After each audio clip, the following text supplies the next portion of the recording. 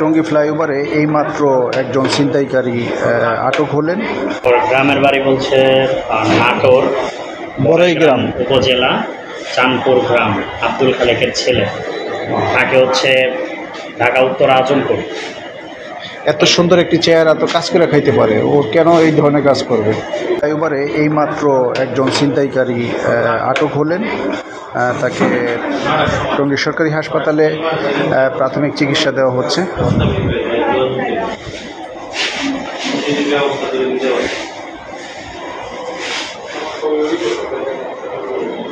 ওর গ্রামের বাড়ি বলছে কোথায়? ওর গ্রামের বাড়ি বলছে নাটোর বড়াইগ্রাম উপজেলা চাঁদপুর গ্রাম। আব্দুল খালেকের ছেলে, তাকে হচ্ছে ঢাকা উত্তর আজমপুর। এত সুন্দর একটি চেহারা তো কাজ করে খাইতে পারে, ও কেন এই ধরনের কাজ করবে? হ্যাঁ, তুমি তো যে কোনো কাজ করে খেতে পারো। রাস্তায় ছিনতাই করতে যায় ব্রিজের উপরে মূলত। জি জি।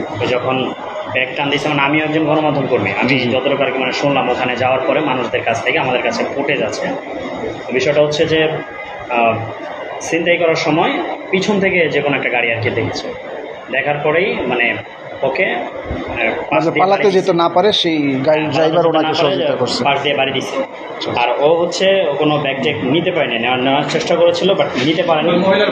আর ও এই গাড়ির বাড়ি খেয়ে ওই যে ওরাল সেতুর ডিভাইডারের যে বাড়ি খেয়েছে, মানে আমরা মানুষদের কাছ থেকে যতটুকু আর কি শুনছি, তখন দেখা গেছে ওকে কেউ মারধর করা নাই, কোনো কিছু করা নাই। তারপরে হচ্ছে লোকালয় থেকে যারা পথচারী যারা আছে তারা ধরে এনে আমাদের সামনে পুলিশদেরকে খবর দিয়েছে, 999-এ ফোন দিয়ে দেন ওনাকে হসপিটালে এই অবস্থা আনা।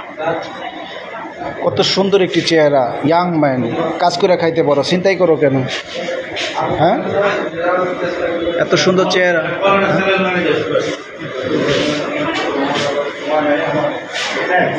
নাম কি, নাম জানতে পারছেন? নাম হচ্ছে রবিন। রবিন।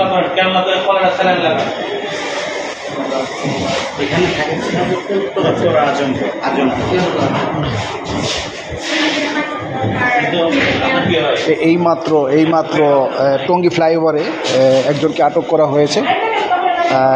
আসলে দুঃখের সাথে বলতে হচ্ছে যে দেখেন কত সুন্দর একটি ছেলে, তারপর ও ছিনতাই করে এবং কিন্তু কাজ করে খেতে পারে। এটা আসলে ভাবায় আমাদেরকে, কেন তুমি এই কাজে গেছো। সবচেয়ে বড়